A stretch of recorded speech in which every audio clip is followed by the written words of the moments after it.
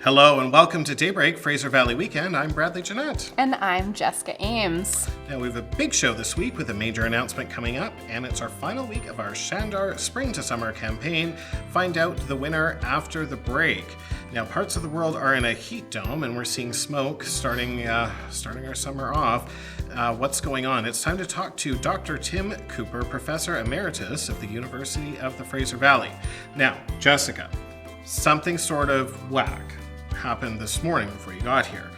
Barris had this kind of weird idea, which anyone who knows Barris knows he has weird ideas. But this one's really weird, okay? So if we use it, we're going to call it WackWord, which sounds weird. And anyway, so should I be glad that I missed it, or? Probably, but anyway, they can all be the judge of that, and that's all coming up soon. So, Plus, a new edition of Pet Peeves. Find out what really bugs us this week. Something always bugs me. Yeah, I know. I'm finding it hard to figure out what bugs me each week. I don't have to think too hard. I guess this Pet Peeves segment is my new pet peeve. Oh, geez. Of course, our top 3 news stories from around the valley will be coming up as well, courtesy of Black Press Media, and the top picks for what you should get up to this weekend, and that's all coming up now.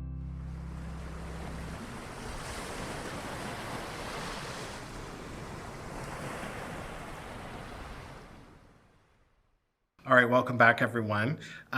You had a summer cold last week. It was the worst. Oh, I'm so sorry I missed. Summer colds actually are the worst. Are you feeling better? 100%. I'm back. You're not breathing it all over me or anything? Nope, all good. No more germs. Phew. All right. Well, we do have a special announcement. That's right.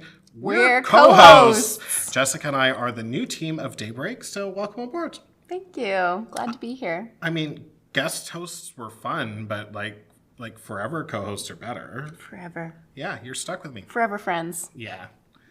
Why don't you talk a little bit about our contest? For sure. Okay, let's announce this week's winner of our Shandar Hut Indian Cuisine Spring to Summer $50 gift card giveaway.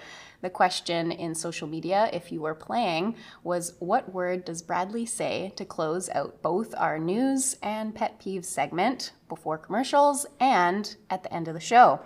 Just before we fade to the Daybreak Weekend, the answer was, of course, weekend. Our lucky winner is Grant. Congratulations, Grant. We'll be contacting you shortly, and thank you to all our players who participated through the 4 weeks. And thanks especially to our partners, Shandar Hut Indian Cuisine. All right, I'm excited about today's interview with Dr. Cooper. He's well known in the Fraser Valley for his talks on climate change, and he'll have an interesting perspective on what's going on. But first, I'd like to find out what you got up to this last week. Oh, well, yeah. I was sick. Did you hear that? Oh, what was that noise? Oh. Sounded like a dog. Oh, it's time for everyone's favorite moment. Oh, here we go. Our pet peeves. All right, so what has you curled in a ball, rocking back and forth and moaning? My pet peeve. That was a weird question. I'm just saying. My pet peeve this week would have to be bedtime. I have a 3.5-year-old, and bedtime has just been a real struggle, especially in the summertime. You know, it's always, one more story, Mommy. Oh, I'm thirsty, Mommy. Oh, now I'm hungry. Oh, I need to go pee. Oh, I need another hug, another kiss. So it's just one thing after another, and next thing you know, it's 10:30. And yeah, That sounds cute, though. It's so adorable. It is, but Mama's tired. But that's your pet peeve? Yes. Okay. What about you? How do I say this? Canada geese. They drive me nuts. You know, the United States have a bald eagle, and it's like powerful, and it's freedom, and it's all these things. And so we get this goose that like chases dogs and like hisses on at people. us. Yes. And I was driving down Vetter the other day, and so anyone you know that knows Chilliwack, obviously, Vetter and Stevenson, in the middle of it, like 4 o'clock in the afternoon, we know how busy it is. And I thought there was a really bad accident. Traffic completely stopped. We're waiting. and there was a Canada goose walking down the middle of the road. Now, I know, so I love animals. But my patience was running thin with this one. So anyway, the thing that got me was he wasn't the chicken trying to cross the road. No. The Canada goose was just walking down the middle of the road and hissing at the cars going by. So anyway, it drives me nuts. For a minute, I kind of questioned, like, can we hunt Canada geese? Can we eat them? No, and then I thought, I don't think we're actually supposed to do that. So anyway, but they do drive me nuts. So that's my pet peeve this week. Push those thoughts out of your mind. It's not good. No. It's not. I get a little road rage, I think, especially dealing with Canada geese. So anyway, we didn't even get to talk about what we were doing last week or what our weekend plans. So we'll do that in our next segment. But let's talk about our Black Press top 3 news stories for the week, starting in, all over BC. The Langley Advance Times shared this week that BC wildfire officials are presenting a grim forecast for the wildfire season. I think we kind of knew that. We said at the top of the week already had some smoke in the valley over the last couple of weeks. So unfortunately, extremely dry conditions mean that there is a high likelihood of lightning strikes causing fresh fires in the coming days, with southern parts of the province at the highest risk. Of course, that's where we are. Cliff Chapman, BC Wildfire Services Operations Director, stated that the situation is most dire in the south central part of the province and in parts of the Okanagan. The forest is as dry as it can be, and that stream flows in some areas are at the 10th percentile of normal or lower. Well, the fire season this year has started less severely due to a fewer number of holdover fires from previous years, where fires smolder underground. I always forget that that's a thing, but it really is, throughout the winter, and then reignite when the snow melts. So the ground has caught up, and it's very dry. So Yikes. scary. Yeah. Well, in Abbotsford, Brandon Tucker of the Abbey News reported this week that Abbotsford lost 700 jobs, dropping the employment rate by 0.4%. This followed a substantial jump in unemployment in May and maintains the worst unemployment rate the city has seen in more than 4 years. This compares unfavorably to the rest of the province, which overall added 7,800 jobs in June. Jobs and Economic Growth Minister Ravi Kahlon said the provincial government is particularly proud that BC is leading the country in the growth of youth employment, and said this recent progress is only the start of what's to come. Not sure what happened in Abbotsford, but let's hope this is an aberration. All right, this next story affects Chilliwack, Abbotsford, and Langley. This week, Vicky Hopes of Black Press reported Tyler Misson from Langley was recently charged with several drug trafficking and gun offenses in Abbotsford. He now faces 6 more charges related to an investigation in Chilliwack. Misson has since been charged with 3 counts of possession for the purpose of trafficking, 2 counts of possessing a firearm without a license, and 1 count of possessing a firearm contrary to an order. 2 other people arrested have, as of yet, not been charged. The Abbotsford Police Department, Langley RCMP, and the Lower Mainland Integrated Response Team assisted in the investigation. Thank you to Black Press Media for your top 3 news stories from the Valley this week. After the break, we'll meet with Dr. Tim Cooper, Professor Emeritus of the University of the Fraser Valley. We'll see this new weird segment I told you about, and I think it's going to be called WackWord.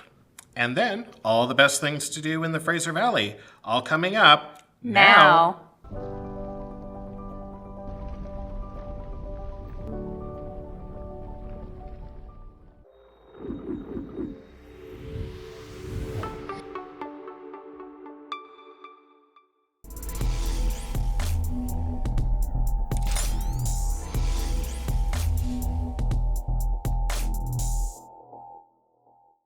All right, welcome back to the show, and welcome Dr. Tim Cooper. Thank you. This is your first time on Daybreak. Mm-hmm. Why don't you tell us a little bit about yourself? Okay. Well, I'm a retired physics professor from the University of the Fraser Valley. I was there for 30 years, and my field of specialization was nuclear theory, and I was just doing what one does, churning out papers and everything else in nuclear theory. And it just dawned on me one time that, well, I know that the climate's getting pretty bad. I know what's happening. I can understand the physics. So why am I producing papers which the long-term impact will be zero if there's no one around to read them? So I decided that was it. I was going to have to change. And I thought, what can I do about climate change? I thought, well, I can teach. That's something I've been doing as a professor. So I started giving presentations on climate change. I've given something like 300 by now to various organizations. And if anybody out there in TV land would like me to come to their church, social club, or any other organization, I will be there. This is my retirement project. This is what I do. And I don't charge. Just to let people know what's happening. So that's how I got involved. So. That's fantastic. It's great timing that you're here now. I find myself, I'm more conscious of the climate differences in the summer and the winter. We used to call it global warming. We're not calling it that really anymore. It's climate change, because it seems like we're getting colder and we're getting hotter, more extreme. Is that? I'm not a scientist. Is that correct? Yeah, the winters actually, on average, are getting warmer, but they're getting more variable. Okay. So when it gets really cold, it's really, really cold. We have what are called Arctic outflows, which really freeze us out here in Chilliwack. I do remember seeing -15 not too long ago, a few years ago, which was unheard of. So you do get these really cold snaps, but on average, the winters are actually getting wetter and warmer. And on average, the summers are also getting warmer and drier, actually. More wildfires. Yeah. Yeah, which last week we had smoke coming in through the valley. I'm curious. There's people that don't believe in climate change. We will never change those opinions. For people like me that believe that climate change is a real thing, we're not scientists, we're not experts. We're relying on people like you to educate us. So there's just lots of questions. And, the last little while, we haven't heard so much about the climate. For a while, we heard a lot about government initiatives, what the government was doing, green economy, all of these type of things. From your standpoint, what are you seeing out there? Like, what's happening? In Canada, not so much. That was my we fear. Are still... I think part of the problem when Mr. Carney came to power, and he's a wonderful man, very smart, and he has written a book which contains a chapter on climate change, which is completely correct. He knows his stuff. So I thought he was going to be quite a major force for Canada tackling its carbon dioxide emissions. But I think he's got tied up too much in politics, and he's appears to have done, I can never say what he has done or why, I can only say what appears to me to have compromised dramatically our climate efforts in Canada to appease Alberta. I think Alberta has found a very good way of getting what they want just by threatening to separate. So by reducing dramatically the industrial carbon tax, by eliminating the individual carbon tax, he's made life much cheaper for the polluters. So therefore more pollution is happening, which is sad. That is sad. I'm hoping he's going to recover between now and the next election, but we'll see. So it's not my imagination then, not at that all. there hasn't been as much of a focus. No. And of course the United States is it's in a state, let's just leave it that way. They're in a state, yes. But outside of North America, the rest of the world is moving ahead very quickly. I'll give you an example. The talk of electric vehicles. We're now to the point where 64% of the cars sold in China are plug-in battery electric cars. 64%. That's amazing. That's last good. December, that's the last date I have statistics for, 50% of all the trucks were plug-in electric, battery electric. So it's happening. Okay. Whilst the United States may seem like a bit of a dead area as far as climate change is concerned, just about 6 weeks ago, we started mass producing the Tesla Semi truck, which is a fully electric truck, range 800 kilometers. And it's selling at a price where people would be crazy not to buy it. Because at this point, you can buy a diesel truck cheaper than the Tesla electric truck, but the operating cost of a diesel truck is way higher. Right. So it pays for itself many times over its lifetime. So I'm optimistic we're going to see all of our roads full of Tesla semis and other electric semis shortly. So it's happening in the private sector. It's just that the government seems to have stepped aside within North America. Okay. That'll be interesting to watch over the coming years and decades. I'm glad that you mentioned the vehicle. So one thing that I found, again, for those of us that want to do something, we want to do something meaningful. We started by changing our light bulbs to those little squirrely. They're much better now. And then I remember the first electric vehicle, the Prius, I think was like the first, mass produced. Yeah. Electric vehicles, most people now, I think, that I know are buying either electric or hybrid. What else can we do? There's so much noise. There's a lot of greenwashing, I think, of products. So we don't really know, is this actually environmentally friendly, better, what have you? What's some real world advice you can give us? Okay. Well, it depends on your lifestyle, where you live, what you drive, etc. In my case, I live in a house. It's 2,500 square feet. And we used to heat it with natural gas. And we switched over to a heat pump. And that saved 3 tons of carbon dioxide per year. So that was the number one thing we could do. For vehicles, we had 2 vehicles, both gasoline vehicles, both fairly small. We switched one of them for an electric car. And this was 9 years ago, before the technology really advanced. And that saved us another 2 tons per year.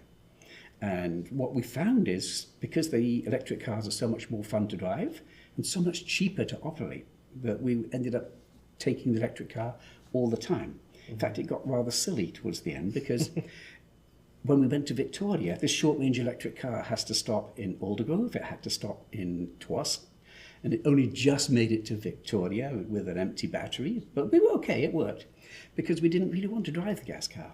And then when we got back after all this, my better half said, never again, Tim. So we had to go out and buy a brand new electric car with a much longer range. And the difference in the technologies between 9 years ago and 2 years ago is just amazing.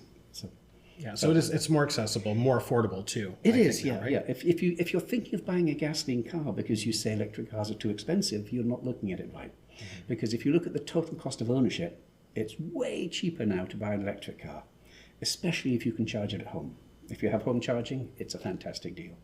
So, and I'm assuming for people like me that aren't a physicist by any means, and I'm not really good at math actually either.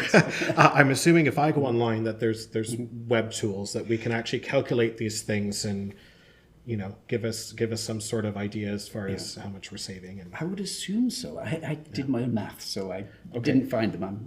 So I'll call you. There you go. I can do that. You can do some math for me. That's fantastic. Because it's not switching over your house is not always better than switching over your car. Because you might live in an apartment and you might drive some great big pickup truck. Then switching your pickup truck would be the biggest effect for you. Okay. Other things you can do, so I said 3 tons, 2 tons. Our house has a water heater. It's still currently gas. Sorry, world. But I will fix that. It's only half a ton a year.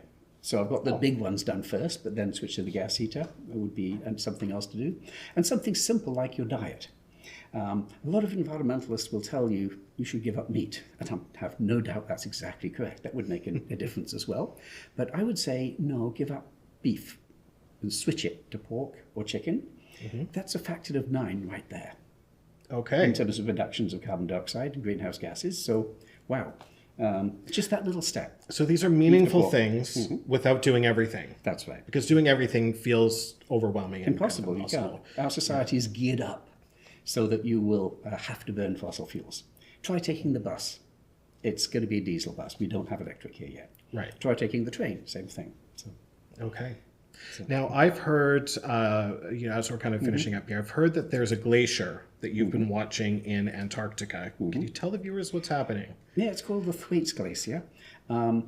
Like most glaciers in Antarctica, it comes down, if I can move my hands, it comes down out into the ocean, then a bit over the ocean. And this is how glaciers basically do it. They ended up on land and then they start to float on water. And the floating part of the glacier holds back this part of the glacier from coming down. Okay. And with the Thwaites Glacier, what's happened is there's a mountain range underneath the ocean that it finally grinds up against and stops. And that mountain range is sort of holding the whole glacier back. But what's been happening is the seawater is getting warmer and warmer and warmer. We tend to forget that 93% of all the extra heat we're trapping goes into the oceans. What we see in the air, which is where we live, we will talk about this climate change, but the oceans are really warming up with tremendous amount of heats. And that glacier is melting off and lifting up off of the mountain range so that it's now flowing faster into the sea. Once that glacier has gone, it's going to draw other ice from the West Antarctic ice sheet into the hole that's left behind, and eventually it will put a large amount of ice into the ocean, large amount of water into the ocean, equivalent in volume to, or surface area rather, to the United Kingdom. So it's huge. You'll see a significant that's increase. not a small amount. No, you'll see a big increase in sea level. But that'll be over decades or centuries. I was just going to ask, this isn't happening next week? No. Okay, so we've got some time. That's scary. My last question relating to this, from your perspective, have we reached the point of no return? Is there any coming back from this? Where are we at? I hope we haven't reached the point of no return. There are feedbacks that are kicking in, and they will continue us forwards, but eventually they will stop. So, for example, if we trigger all of the ice in Antarctica to melt, we're going to see an 80-meter sea level rise. But then when the ice is all melted, it does stop. So there's an example of a change that we bring about. Hopefully we haven't triggered that one yet. But we are seeing some, they're called tipping points, being passed. Some things which is not to do with climate, but more to do with the warming of the oceans. The coral reefs look as if they're basically done for at this stage. But we can live without them. It's a much greatly impoverished world. So I can't answer your question because I don't honestly know, and I'm not sure anybody does. But I would say to encourage people to take action, things will never get so bad that we can't make them worse. Which means stop making it worse. Yeah. we can do something. Humans were really good at that. Yeah. We are really good at that. That's really sobering, but really good information. I really appreciate the conversation around here's some suggestions. If you can't do everything, kind of focus on these, and that everybody's lifestyle is different. So, and I think our viewers will agree. So, Dr. Tim Cooper, thank you very much for coming in today. My pleasure. I really Thank you for the appreciate invitation. it. Thank you. Okay. We'll be right back. Myself, I am fairly new to Chilliwack, actually. I moved here about 3 years ago. It provides the opportunity to get involved in many different types of projects, not only local but also international. I joined because I just wanted to learn more about Chilliwack. Really interesting people. We lip synced music all night long as the entertainment for the Rotary Club. So we were able to provide a water well. I wanted to make friends, I wanted to network. Rotary has given me so much over the past 6 years that I've been a part of it. You're one of the most organized and charities and service clubs in the world. It really makes you feel like you're a part of something.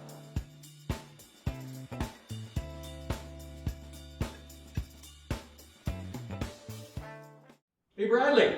Hey, what's up? Glad you came in this morning a little early. Well, I'm always here early, but there wasn't a train this morning, so. Not this early. I got an idea I want to run past you. No. This is not good. an uh-oh? No, this is a good idea. There's a segment to the show that I've been wanting to introduce. Okay. Okay. And it's called WackWord. WackWord. Do you follow? So, words about Chilliwack? Not exactly. So our audience is throughout the Fraser Valley. They're highly educated. They are. They're very smart people. They're who very watch smart this. people. Yes, But and very good looking too, might I add. they are. But just because they're already well educated doesn't mean that they can't perhaps learn a bit more. And so in this segment, what I want to do is introduce new words into the vernacular. Okay. Right? Okay. So as an example, I have a word that I'd like to introduce to you and see if you Okay. know what it means. All right. Okay? Mastication. Mastication. You're sure about that? I'm very sure about that. On Daybreak. This is not what you think or what I'm thinking that you're thinking. All right? It's not that. It's not that. It's not that. Okay. Okay, how about I try it in a sentence? Okay, that might help. Doctors often recommend slow, thorough mastication to prevent choking. That help you? Well, I'm thinking about what kind of... Are we talking about urologists? Like, I think that you are so far in left field right now, you're embarrassing yourself. It's not that. It's not that at all. This is Not clean. that. This is a clean show. Okay. Okay. Do you give up, or do you want to make a guess? I'm going to give up. Okay. Well, mastication is a technical or medical term for the act of chewing food. Huh? Thank God. Well, there you go. So you see, Okay. I want to do that like maybe every couple of weeks, introduce new words. Okay. Yeah. Yeah. How does that sound? Yeah, so I was masticating this morning. And because of that, your digestion is much better. Much better, yes. Okay. Yes. Well, can you think of any Okay. words to illuminate me? Coxswain. Okay, Bradley, I want you to take this seriously. This is not a joke. I want to introduce new words into the vernacular. I don't want to get into the gutter. No, this is It's just not, No, it's not it's something not we in the want to gutter. do on this show. It's not in the gutter. Not at all. I'm surprised you don't know this word. Coxswain? Coxswain. Coxswain. Coxswain. Oh, I thought you said something else. Okay, coxswain. Mm-hmm. Well, I think cox is like a rooster, probably. Coxswain is like a rooster swaying from side to side, maybe a little too much alcohol. I thought you were the smart one here. I thought you were going to get it. I'm just, it's is it Latin? I don't know. It's It's probably Latin. okay. No, how about I give it to you in a sentence? Okay. Okay. Recently, I went on a trip to Vancouver Island, Right. and I rode with the best coxswain in the province. I think you're trying to take this show into the gutter, my friend. I would I'm never not- do that. Okay. You were on a ferry boat then with the coxswain? I was. Okay. I don't even want to guess. Just give me the. So a coxswain is Right. it's a noun, and it's a person who steers or manages a ship. Oh, well, thank you for that. Now I know. There you go. So it's WackWord. It's totally an attack word, but not a mentally slack word. And it's not a bad word. It's not a bad word. Nah. It's WackWord.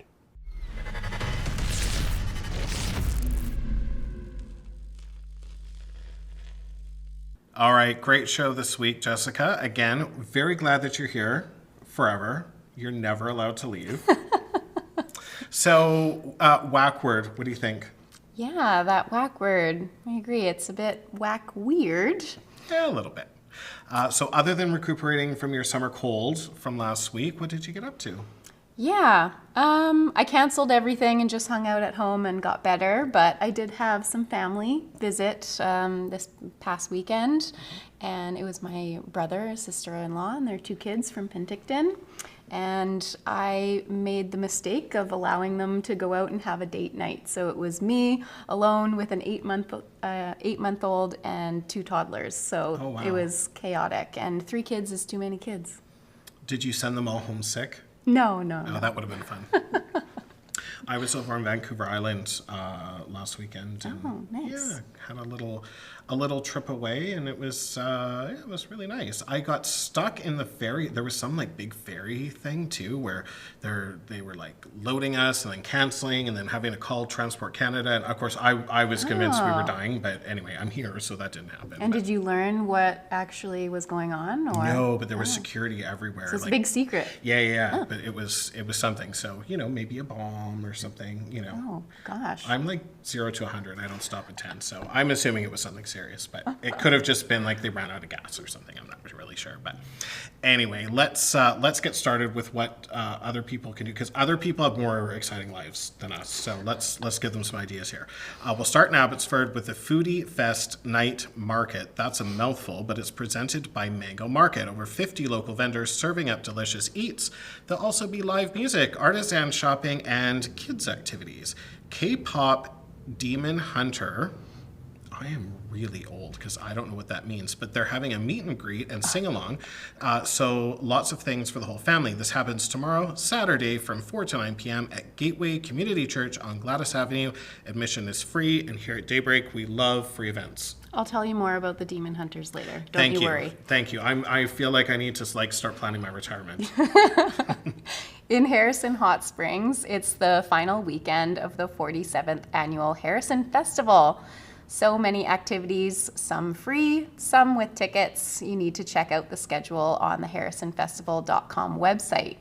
Featured at the Harrison Memorial Hall are Alex Cuba this evening at 8 p.m., Benin International Musical tomorrow, and the Bills tomorrow night. Tickets through the harrisonfestival.com website. Well, the World Cup comes to an end this Sunday with the final match between Spain and Argentina. Very exciting for those watching. We hope the game isn't too, messy, but I'm lying. I like a little drama. In Langley, you can head out to watch it at Civic Plaza at Langley City Hall on Douglas Crescent. The game starts at 12 p.m., but you should be there early with your family and friends. There'll be music by DJ Arash, food by Pop Culture, Dirty Soda, entertainment and crafts, and you're encouraged to bring your own comfy chairs. In Mission this Saturday, it's the Fraser Valley Pride Celebration, starting at 12 noon at the Fraser River Heritage Park. It's family friendly. There'll be live entertainment, drag performers, local vendors, and food trucks. In Yarrow, tomorrow from 10 to 4, the Barn Burner Barbecue Car Show is a fun-filled family event and fundraiser supporting Ruth and Naomi's mission. It's held at the farm store, and the event features mouth-watering barbecue, over 100 classic and vintage vehicles, a mini market featuring local vendors and artisans, live entertainment, and a kids zone packed with activities for all ages. Now, whether you're a car enthusiast, barbecue lover, or simply looking for a great day out with friends and family, the Barn Burner Barbecue Car Show offers something for everyone, while helping to make a difference in the community. Okay, that's it for this week. That went fast. Yeah. Well, thanks, Dr. Tim Cooper, for joining us this week. We'll see all of you next Friday, and until then, if you have something you think we should share on the show, we'd love to hear from you. Contact us through Messenger on Chill TV's Facebook page. Thank you for watching, and have a fabulous Fraser Valley Weekend.